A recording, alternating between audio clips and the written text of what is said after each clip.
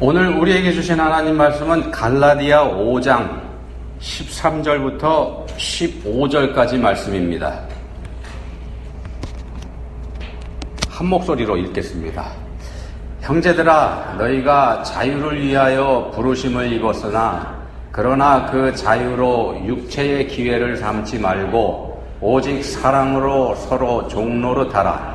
온 율법은 내 이웃 사랑하기를 내 자신같이 하라 하신 한 말씀에서 이루어졌나니 만일 서로 물고 먹으면 피차 멸망할까 조심하라. 아멘. 영국에 있는 이튼 스쿨, 지도층 자녀들이 많이 다니는 학교로 유명하죠. 또 이 학교 출신들이 영국의 지도층으로 또 진출을 하고 그렇게 유명한 학교입니다. 근데 이 학교의 졸업생들 가운데서 2,000명 정도가 1차 대전, 2차 대전 당시에 전쟁에 나갔다가 생명을 잃었다 그럽니다. 근데 그게 이 학교의 자랑거리 중에 하나라 그럽니다. 자기들이 지도층에 있는 사람들임에도 불구하고 생명을 기꺼이 내놓았기 때문에 이런 일이 된 거죠. 그게 자랑거리입니다. 자, 지도층들의 이런 헌신, 이게 영국을 지탱한다, 이렇게도 우리가 볼 수 있을 것 같습니다. 로마 제국도 비슷한 것 같습니다. 로마 제국도 건국 후 500년 동안에 로마 제국의 중심이 되는 거 원로원이라는 거 있지 않습니까? 원로원 귀족들이 15분의 1로 줄었다 그럽니다. 15분의 1, 거의 다 없어져 버린 거죠. 왜 그랬나? 이 사람들이 귀족임에도 불구하고 직접 전쟁에 나가서 생명을 잃었기 때문에 그렇게 됐다는 겁니다. 귀족들이 책임감을 가지고 있었다는 겁니다. 나라에 대해서. 로마 제국은 노예와 자유인 이렇게 구분되는 그런 나라라고도 할 수 있었는데, 그 중에서 자유인들, 특히 귀족들이 책임감을 가지고 먼저 솔선수범을 했다. 그러다 보니까 로마 제국이 그렇게 오랫동안 강대한 나라로 설 수 있었다. 이렇게도 우리가 해석해 볼 수 있을 것 같습니다. 그래서 어떤 사람이 이런 말을 합니다. 자유인의 최고의 특권은 희생이다. 자유인의 최고의 특권은 희생이다. 스스로 자신을 희생할 수 있는 사람이 자유인이라는 겁니다. 노예의 희생, 이건 강요고 억압에 의한 거죠. 참된 희생일 수가 없습니다. 그럼 한번 생각해 보십시오. 인류 역사상에서 진정한 참 자유인이 누구였을까? 그런 사람이 있기나 할까? 예수님 뿐입니다. 십자가에 매어 달도록 당신 자신을 스스로 내주신 예수님. 이 예수님이야말로 참 자유인이죠. 죄가 없는 분이시기 때문에 죽음하고 상관없는 분이죠. 죽음하고 상관없는 분임에도 불구하고 스스로 당신 자신의 생명을 내주셨습니다. 죽음 앞에. 스스로 하신 겁니다. 이렇게 하신 예수님 이외에는 진정한 자유인이 없습니다. 그렇게 단언할 수가 있습니다. 본문 13절에 보시면은 자유를 말씀합니다. 이렇게 말씀합니다. 형제들아, 너희가 자유를 위하여 부르심을 입었으나 그러나 그 자유로 육체의 기회를 삼지 말고 오직 사랑으로 서로 종노릇하라. 우리가 자유를 위하여 부르심을 받았다. 자유를 위하여 부르심을 입었다. 이렇게 말씀을 합니다. 예수 그리스도를 구주로 믿고 구원받은 것, 이걸 자유를 얻은 것, 이렇게 말씀하는 것이기도 합니다. 죄와 사망의 노예에서, 죄와 사망의 노예로 살다가 거기서 놓였기 때문에 그렇게 말씀을 합니다. 그 자유를 우리에게 주셨고, 죄와 사망에서 놓인 자유를 우리에게 주시려고 예수 그리스도께서 오신 거고, 그걸 위해서 예수님이 십자가에 달리신 거고, 그 예수님의 십자가로 우리가 해방돼서 자유인이 된 겁니다. 그래서 계속해서 말씀하죠. 그 자유로 육체의 기회를 삼지 말고, 자유로 육체의 기회를 삼지 말고. 자, 죄사함 받고 구원이 확정됐으니까, 그리고 그 확정된 구원은 내가 한 게 아니고 하나님께서 하신 거니까, 전능하신 하나님께서 하신 거니까 절대로 변경되거나 취소되지 않는 거니까, 그러니까 이제는 아무렇게나 살아도 된다. 이런 생각에 대한 경계의 말씀입니다. 자, 이미 구원은 받았으니까 죄 좀 적당히 좀 짓고 살아도 되지 않냐? 그래도 별 문제 없지 않냐? 이렇게 생각하는 분도 있지 않습니까? 우리도 언뜻 그런 생각하면서 삽니다. 그렇게 자유로 육체의 기회를 삼는 것, 이게 바로 방종입니다. 방종. 오늘 이거 한번 생각해 보겠습니다. 오늘 말씀의 제목이 자유와 방종입니다. 쉽게 이해하실 수 있도록요, 교리가 아니고 가능하면 예를 들어가지고 말씀드리겠습니다. 몇 가지 예를 들어드리겠습니다. 먼저 탕자의 비유입니다. 다 아시는 비유. 작은 아들이 바로 이 방종에 해당이 됩니다. 아들이기 때문에 노예도 아니고 종도 아니죠. 자유인인 아버지의 아들로 태어나서, 소중한 아들로 태어나서 아버지를 상속할 권리를 가진 자유인입니다. 자, 이런 사람이 자유를 한껏 누리겠다면서 아버지의 그늘에서 탈출합니다. 아버지의 법과 아버지의 관리 방식, 아버지의 권세, 여기에 눌려 사는 게 싫었기 때문에 탈출을 한 거죠. 그래서 이제 마음껏 자유를 누렸습니다. 사실은 그게 방종이지만 탕자 자신은 자유라고 굳게 믿었던 겁니다. 그리고 시간이 지나서 그 방종을 지지해두던 돈이 이 아들을 배신하게 되고, 배신당한 아들은 바닥까지 떨어져 버립니다. 인간으로서 떨어질 때 있는 최고 바닥까지 떨어져 버립니다. 그때 뭔가 잘못됐다는 걸 깨닫고서 이렇게 한탄하지 않습니까? 탕자가 내 아버지에게는 양식이 풍족한 품꾼이 얼마나 많은가, 나는 여기서 줄여 죽는구나. 끼니조차 해결하지 못하는 자신의 처지를 발견하고서요, 자기가 전에는 사람으로 보지도 않았던 아버지의 종들, 이 종들이 누리는 자유를 깨닫게 됩니다. 적어도 그 종들은 먹는 자유만큼은 누리고 있더라는 겁니다. 생각을 해보니까. 그게 부러워진 거죠. 거기까지 생각이 미쳤을 때 이 탕자가 이렇게 고백합니다. 내가 일어나 아버지께 가서 이르기를, 아버지, 내가 하늘과 아버지께 죄를 지었사오니 지금부터는 아버지의 아들이라 일컬음을 감당하지 못하겠나이다. 나를 품꾼의 하나로 보소서 하리라. 아버지의 권세 아래에서 아버지 법을 지키면서 사는 것, 이게 자신에게는 가장 행복한 것이라는 것, 요 사실을 인정하게 된 겁니다. 이게 자유와 방종의 차이, 요걸 이 탕자가 비로소 깨닫게 된 거죠. 그리고 돌아왔습니다. 자, 이 작은 아들이 돌아오자 이번에는 큰 아들이 시험에 듭니다. 재산을 다 날려버린 동생 녀석을 받아들인 아버지, 이 아버지를 이해할 수 없었던 큰 아들이 아버지에게 이렇게 항의합니다. 내가 여러 해 아버지를 섬겨 명을 어김이 없거늘 내게는 염소 새끼라도 주어 나와 내 벗으로 즐기게 하신 일이 없더니 아버지의 살림을 창녀들과 함께 삼켜버린 이 아들이 돌아오매 이를 위하여 살진 송아지를 잡으셨나이다. 자, 큰아들도 참 자유가 뭔지 모르기는 매한가지였었습니다. 자신은 아버지의 권세에 눌려 사는 종이다, 이렇게 스스로 생각하고 있었던 겁니다. 사실은 자유를 누리고 있었지만 그게 자유인지 알지 못했다는 말씀입니다. 동생이나 형이나 그런 면에서 똑같습니다. 이게 우리들 모습이기도 합니다. 자, 이 탕자의 비유의 초점이 원래 이 큰아들입니다. 작은 아들이 아니고 큰아들입니다. 예수님께서 15장, 누가복음 15장에 이 말씀이 있는데 15장 시작하는 부분에 보시면은 예수님이 바리새인들과 서기관들을 보고 말씀하십니다. 사람들을 판단하고 정죄하는 바리새인들과 서기관들, 그 사람들에다가 빗대서 주신 비유 말씀입니다. 이 큰아들이 거기에 해당되죠. 좀 더 확대하면은요, 이 큰아들이 우리 그리스도인들을 가리키기도 합니다. 우리가 수근수근 하면서 남의 말 하지 않습니까? 누구누구는 이러니 저러니, 그런 말도 합니다. 인간이다 보니까 안 할 수가 없죠. 그렇게 하는데, 그렇게 하는 모든 것들이 바로 이 큰아들의 모습에 해당된다는 겁니다. 우리가 그렇게 삽니다. 우리가 누군가를 흉볼 때, 그때 나는 그렇지 않다, 이런 전제를 깔고서 얘기하는 거죠. 바리새인들과 서기관들이 그랬다는 겁니다. 그러니까 죄인들이라고 사람들을 무시할 때 바리새인들과 서기관들의 마음속에는 자기들은 깨끗하다, 이런 생각이 있었습니다. 자, 이 비유 말씀을 통해서 예수님은 참 자유를 깨닫고 돌아온 사람을 향해서 수군거리는 너희들, 그런 너희들은 아직도 자유가 뭔지 알지도 못하고 참 자유를 누리지도 못하고 있는 거다, 이 말씀을 하신 겁니다.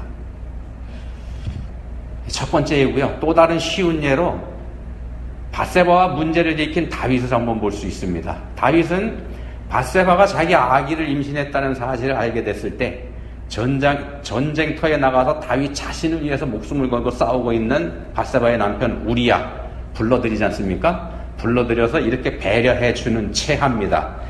그가 또 우리야에게 이르되 내 집으로 내려가서 발을 씻으라 하니 우리야가 왕궁에서 나가며 왕의 음식물이 뒤따라가니라. 왕이 엄청난 배려를 해주는 거죠. 자, 이제 다음날 아침이 되면은 다윗의 범죄, 그러니까 충성스러운 부하 장수의 아내를 건드린 죄, 이거 감쪽같이 가려질 겁니다. 다윗이 그걸 기대했죠.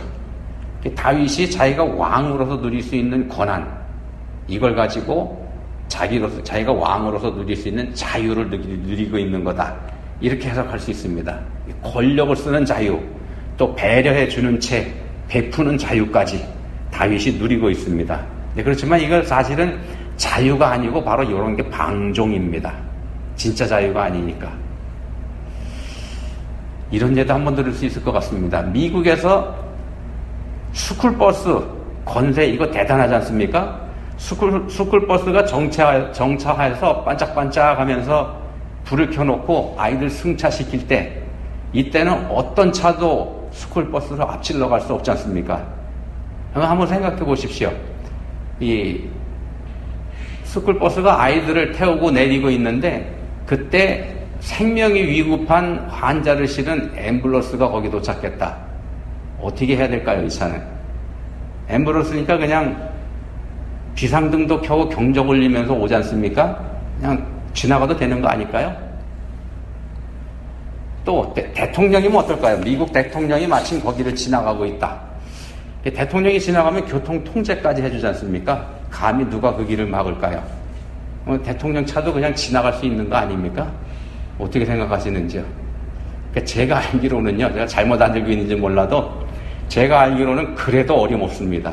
어림도 없습니다. 구급차, 앰뷸런스도 대통령이 탄 차도 서야 됩니다. 그냥 지나갔다간 티켓 먹죠. 구급차나 대통령이 권세가 있다고 해서 에이 내가 이런 사람인데도 후딱 지나가 버리면 그게 방종이라는 겁니다. 자기의 권한과 자유, 자기의 권한과 자유를 누리는 게 아니고 법을 어기는 게 된다는 겁니다. 자기 힘을 가지고 오히려 스쿨버스 운전자가 위급한 환자를 배려해서 또는 미국 대통령을 존중해주는 차원에서 자기 차의 사인을 잠깐 꺼준다면, 그렇게 배려해준다면 지나갈 수 있도록요. 그게 스쿨버스 운전자가 자기 권한과 자유를 참되게 사용하는 게 됩니다.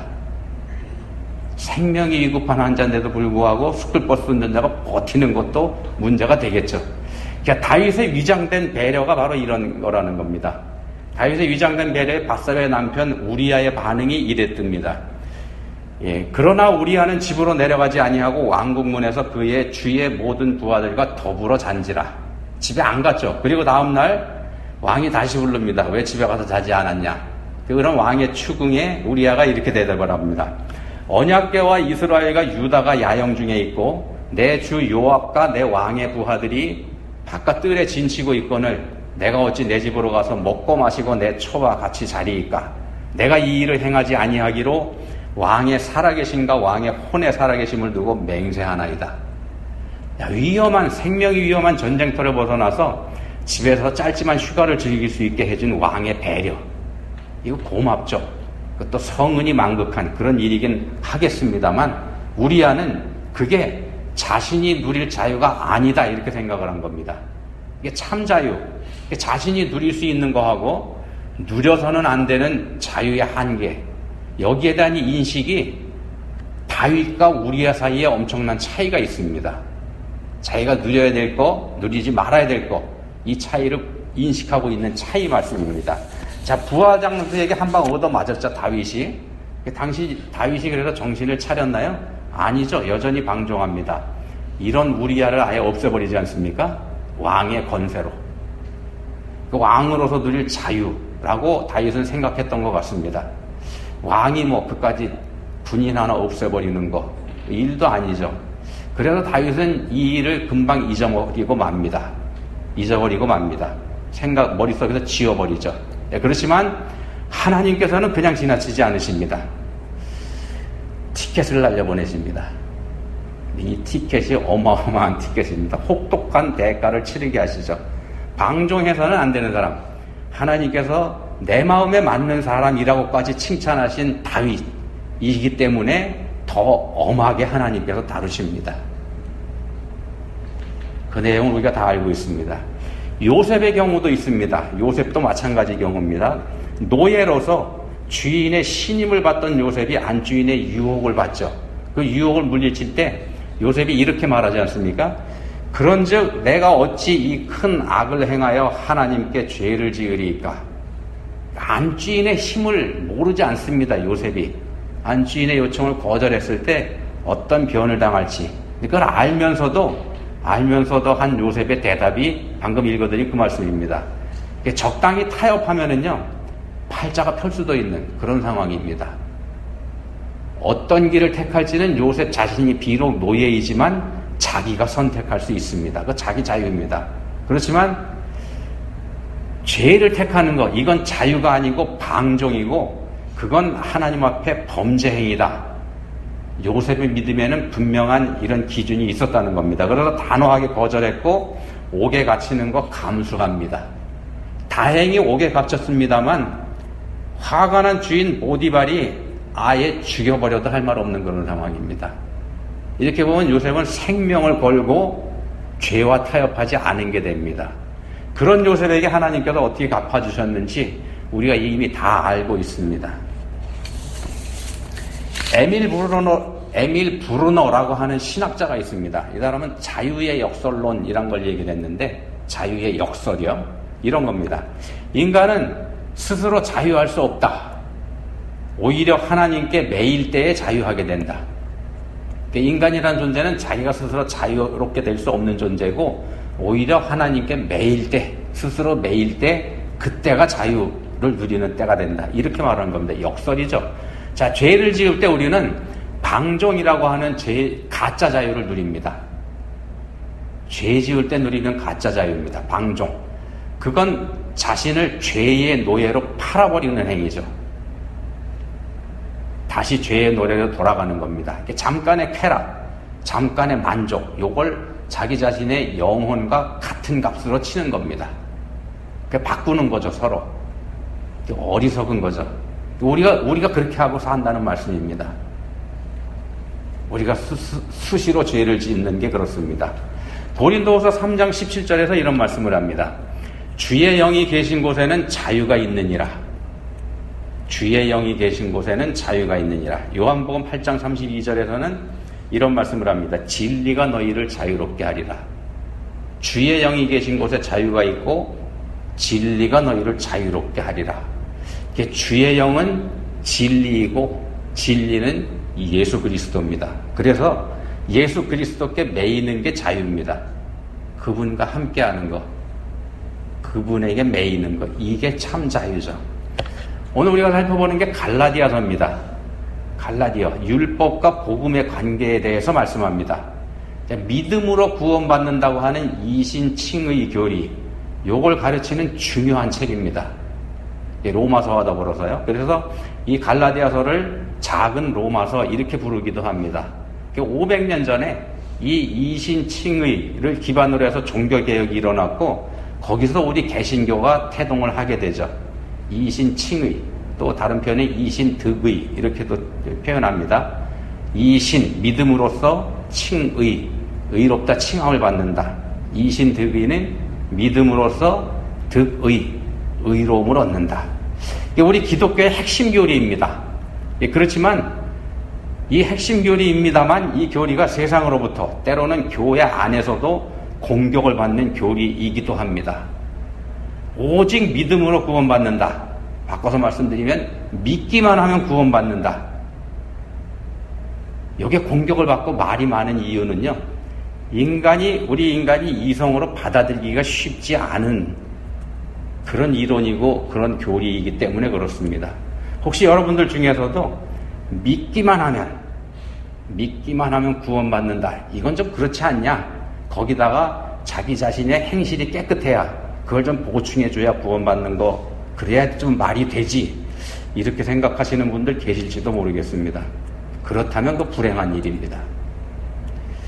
그런 것 같고요. 또 그럴듯한 그런 말이기도 합니다만, 그러나 그게 바로 자유와 방종에 대한 오해에서 비롯된 생각입니다. 자유와 방종에 대한 오해에서. 본문 13절에서 하나님께서 우리를 구원하신 목적을 자유를 위하여 라고 말씀합니다. 앞에서도 말씀드렸습니다. 자유를 위하여 우리를 구원하셨습니다. 율법의 매임에서 놓여 얻는 자유, 이걸 말씀하는 것이기도 합니다. 예수님께서 오셨을 때 이 유대교는 행위 구원에 전적으로 매달려 있었죠. 그래서 율법을 지켜야 구원받는다, 이렇게 얘기를 했습니다. 그래서 율법을 제대로 지키지 않는 사람들을 죄인이라 바리새인과 서기관들이 그렇게 얘기했죠. 그렇지만 예수님은 그거 바로 잡아주십니다. 어떻게 바로 잡아주시냐? 율법을 지켜야 구원받는 게 아니고 구원받은 하나님의 백성이 됐으니까 이제 율법을 지키면서 살아야 하는 거다, 이렇게 바로 잡아주십니다. 율법을 지켜야 구원이 아니고 하나님의 백성이 됐으니까, 구원받았으니까 이제 법을 지키면서 살아야 되는 거다. 구원받았으니까 법을 지켜야 되는 겁니다. 구원받았으니까 성경 말씀에 따라서 살아야 된다는 겁니다. 못돼 먹은 내가 구원받았으니까, 못돼 먹은 내가, 죄인인 내가 구원받았으니까 내가 보기에 글러먹은 이웃일지라도, 그런 사람일지라도 사랑해야 한다, 이 말씀입니다. 내 이웃을 내 몸과 같이 사랑하라 하셨으니까. 자, 구원받지 못한 사람이라면은요, 그래서 하나님과 상관없는 사람이라면 하나님 법 지킬 필요가 없죠. 그 말씀하는 겁니다. 예를 들면 미국 사는 사람이 미국 법 지키면서 살아야 됩니다. 미국 안에 사는 사람이라면 미국 법 지켜야 되죠. 근데 미국에 살고 있는 사람이 나는 중국 법 지키면서 살겠다고 하면서 그래서 미국 법을 무시하고 막 어기면서 산다. 그럼 그거 곤란하지 않습니까? 그게 바로 방종입니다. 방종. 자기 생각대로, 자기 기준대로, 자기 방식대로. 그게 성경에서 예수님께서 말씀하신 모래 위에 집을 짓는 겁니다. 믿는 사람은 반석이요 말씀이신 예수 그리스도를 믿는 믿음 위에 집을 짓는 사람입니다. 예수 그리스도를 믿는 믿음 위에 집을 짓는 사람이 믿는 사람입니다. 그 집이 호화로운 집인지 멋있는 집인지 그거 중요하지 않다는 겁니다. 아니면은 별거 아닌 것 같은 집인지 그거 중요하지 않다는 겁니다. 중요한 건 뭐냐? 어디다 지었느냐는 거죠. 기초. 그게 중요하다는 겁니다. 제 아무리 호화로운 집, 보기 좋은 집, 또 거창하게 잘 지은 집, 유명한 디자이너를 불러다가요, 그렇다고 할지라도 예수 그리스도를 믿는 믿음과 상관없이 자기 생각대로 자기가 원하는 곳에 자기 힘으로 지은 거라 그러면 그게 바로 모래 위에 세운 집이라는 겁니다. 마지막 심판 때에 혹독한 대가를 치르게 된다는 겁니다. 자, 반석은 예수님의 희생을 뜻하기도 합니다. 광야에서 반석이 갈라져서 물이 쏟아져 나왔을 때, 그때 이스라엘 사람들이 그 뜨거운 곳에서 그 물로 생명을 얻었지 않습니까? 반석이 자신을 희생한 겁니다. 자신을 가르고 깨뜨리는. 자신을 깨뜨려서 생명의 물을 쏟아낸 것. 이게 반석이 한 일입니다. 우리가 반석 위에 집을 짓는다는 건 바로 그 예수님 따라서 사는 겁니다. 자기 희생을 뜻하기도 합니다. 자기 희생, 뭘 희생하는가? 자기 이성을 희생하는 겁니다. 자기 생각, 자기 유익, 이거 죽이는 겁니다. 이거 죽여야 말씀 위에 집을 세울 수 있다는 겁니다. 자기 생각대로 호화롭고 보기 좋은 집, 자기 마음에 쏙 드는 더없이 좋은 집, 모두가 칭송하는 아름다운 집을 잘 지었다고 해도 마지막 심판 때에 주님께서는 그 집을 보고 한마디로 이렇게 평하실 겁니다. 내가 너희를 도무지 알지 못하니 불법을 행하는 자들아 내게서 떠나가라. 여기서 불법이라고 말씀을 하죠. 이 불법이 곧 방종입니다. 탕자가 지멋대로 집을 나가버린 것처럼 자기 방식대로, 자기 마음대로, 자기 법대로, 자기 공로를 쌓는 것. 하나님 말씀대로 하는 게 종노릇하는 겁니다. 본문에서 말씀하는 하나님 말씀대로 하는 게 종노릇하는 겁니다. 거기서 참 사랑이 나오게 되어 있습니다. 자, 우리 인생들은요, 천지를 창조하신 창조주 하나님의 피조물입니다. 이건 바꿀 수 없는 진실입니다. 우리 인생들은 천지를 창조하신 창조주 하나님의 피조물입니다. 그 한계 안에 머무는 것, 그게 하나님께서 주신 참 자유를 누리는 겁니다. 내 방식대로 사는 것은 방종입니다. 이게 피조물이라는 한계를 인정하는 것, 이게 천국이고요. 내 맘대로 내 뜻대로 하겠다 그러면 그게 지옥입니다. 기도하시겠습니다. 하나님 아버지, 저희에게 주신 가장 좋은 선물인 이성, 그 이성이 오히려 저희의 발목을 잡습니다. 타락한 이성이 말씀을 받아들이는데 큰 장애물이 되어버렸습니다. 오직 믿으면 구원받는다는 이 거룩한 진리에 아직도 의문을 가진 분이 혹시 저희 중에 있다면 하나님 아버지 불쌍히 여겨주시기 원합니다. 이성의 굴레를 벗고 믿음의 길로 저희 모두가 다 함께 갈 수 있게 해주시기 원합니다. 예수님 이름으로 기도합니다. 아멘.